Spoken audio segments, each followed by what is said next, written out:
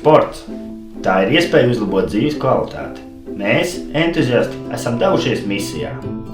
Misijā pārveidot konceptu sports no privilēģijas uz to, kas ir pieejams visiem, īpaši tiem, kam tas nepieciešams visvairāk.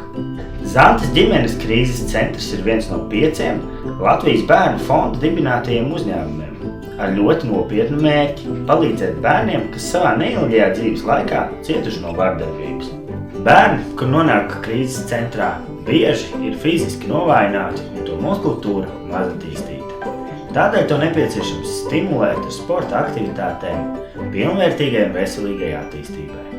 Tādēļ mēs aicinām jūs notriekt putekļus no sporta inventāra, kas palicis ir mājās nelietots. Vai tā būtu lecamāka hantela vingrošanas paklājiņš, varbūt pat stepu soliņš, līdzsvara bumba vai kas cits, un uzdāvināt to bērnam, kuram šis inventārs nozīmēs jaunu iespēju. Iespēja būt veselam, stipram un laimīgam. Sports spēj mainīt dzīvi, tam jābūt pieejamam visiem.